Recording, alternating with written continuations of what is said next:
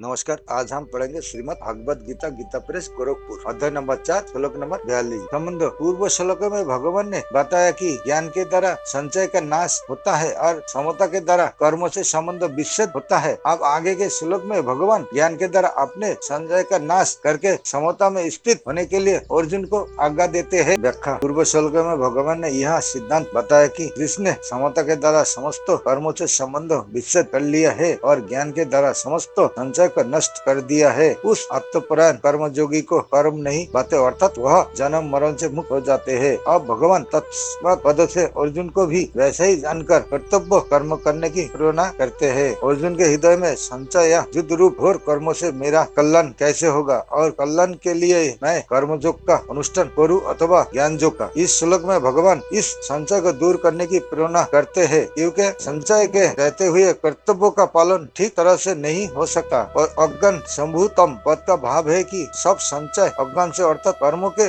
और योग के तत्व को ठीक ठीक ना समझने से ही उत्पन्न होते हैं। क्रिया और पदार्थों को अपना और अपने लिए मानना ही अज्ञान है। यह अज्ञान जब तक रहता है तब तक अंतःकरण में संचय रहते हैं, क्योंकि क्रियाएं और पदार्थ विनाशी है और स्वरूप अविनाशी है। तीसरे अध्याय में कर्मयोग का आचरण करने की और इस चौथे अध्याय में कर्मयोग को तत्व से जानने की बात विशेष रूप से आई है, कारण कि कर्म करने के साथ साथ कर्म को जानने की भी बहुत आवश्यकता है।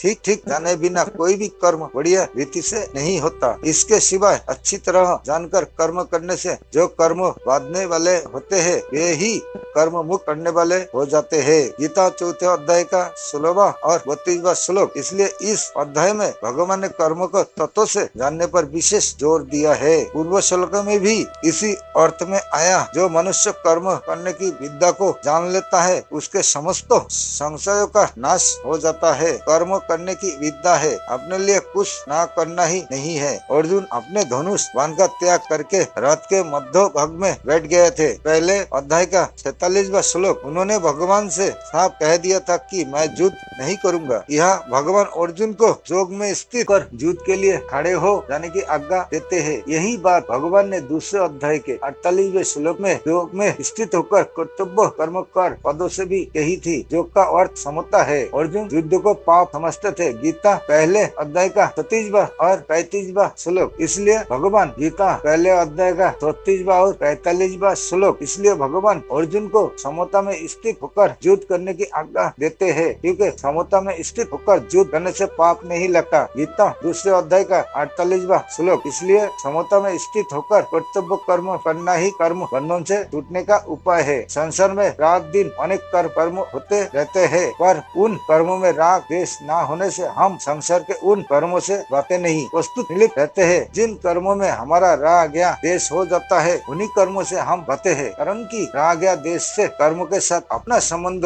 जुड़ जाता है। जब राग द्वेष नहीं रहते अर्थात समता आ जाती है तब कर्मों के साथ अपना संबंध नहीं जुड़ता और मनुष्य कर्म बंधन से मुक्त हो जाता है। अपने स्वरूप को देखे तो उसमें समता स्वयं सिद्ध होता है। विचार करे कि प्रत्येक कर्म का आरंभ होता है और समाप्ति होती है। उन कर्मों का फल भी आदि और अंत वाला होता है, परंतु स्वरूप निरंतर यूं का यूं रहता है। कर्म और फल अनेक होते हैं पर स्वरूप एक ही रहता है। और कोई भी कर्म अपने लिए ना करने से और किसी भी पदार्थों को अपना और अपने लिए ना मानने से जब क्रिया पदार्थ रूप संसार से सर्वथा संबंध विच्छेद हो जाता है तब स्वयं सिद्ध समता का अपने आप अनुभव हो जाते हैं। इस प्रकार ओम तत्सत इन नामों के उच्चारण पूर्वक ब्रह्म विद्या और योग शास्त्रमय श्रीमद् भगवद गीता कनिष्ठ रूप श्री कृष्ण का अर्जुन संवाद ज्ञान कर्म संन्यास योग नामक चौथा अध्याय पूर्ण हुआ। तत्व ज्ञान की प्राप्ति के लिए कर्मयोग और सांख्य योग का वर्णन होने से इस चौथे अध्याय का नाम ज्ञान कर्म संन्यास योग है। चौथे अध्याय के पद अक्षर और उवास एक। इस अध्याय में अर्थ चतुर्थ अध्याय के 3 अर्जुन उवाच